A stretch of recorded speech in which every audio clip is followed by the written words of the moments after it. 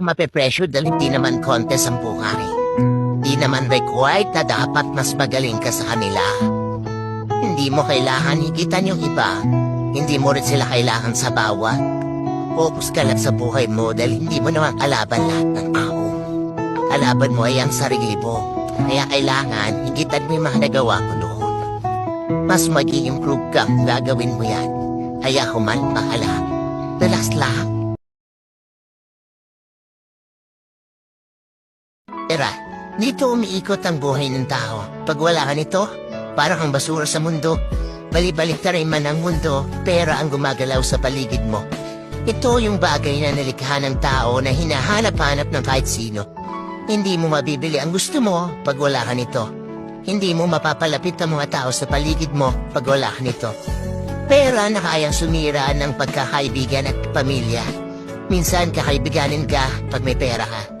Kikilalanin kang kapamilya pag asensado ka. Pero pag nawala sa iyo ang pera mo, lalabas ang tunay na hulay na nasa paligid mo. Matuto magtabi para sa sarili, huwag bigay dito, bigay doon. Kasi sa huli, ikaw din ang mamumulubi. You know what's the hardest part of adulting? Yung umiiyak, nag-breakdown ka hindi dahil sa love life, but because of responsibilities, expectations, and disappointments. Yung alam mo, pagod ka na pero hindi ka pwedeng magpahinga kasi ang daming bagay ang nakasalalay sa'yo. Diskarte lang ng diskarte para mabuhay. Huwag mo papansinin kung pinagtatawanan ka na iba kasi hindi ka mapapakain ng panlalait nila.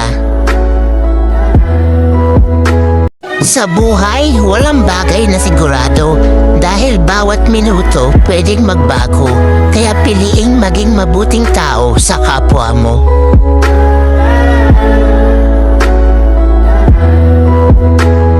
Lagi mo pa rin pangarapin ang may marating.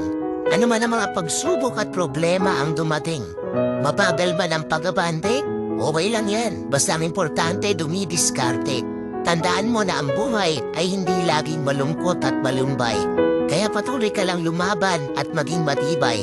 Dahil darating din ang araw, lahat ng plano mo sa buhay ay magtatagumpay. Alam mo kung paano magiging masaya ang paglalakbay mo? Dapat kontento ka at marunong kang magpasalamat sa lahat ng ibibigay sa iyo sa paglalakbay. Mapapagsubok man yan o kaligayahan, magpasalamat ka. At syempre, sa paglalakbay mo, dapat alam mo kung sino ang isasama mo. Kasi ang dami-daming gustong sumama. Pero ang iba dyan, gusto lang talagang sumama para makita kang bumagsak at matumba habang ikaw ay naglalakbay. At pipilitin kang hihirain para hindi mo makuha ang gusto mo makamtan. At syempre, dapat sa paglalakbay, kahit anong mangyari, pipiliin at pipiliin mo pa rin maging masaya. Para at least, darating ang araw, nakamtan mo na ang gusto mo makamtan, naabot mo na ang pangarap mo. Masaya ka at hindi ka magsisisi. Dahil sa proseso pala ng paglalakbay, pinili mo lang na maging masaya. Simpleng buhay ay kay ganda. Mayroong ngiti, mayroong saya. Walang hindi magagawa, lalo na't simple ka. Sama-sama magkaisa, kahit maging sino ka pa, lahat ay di ba't kaya.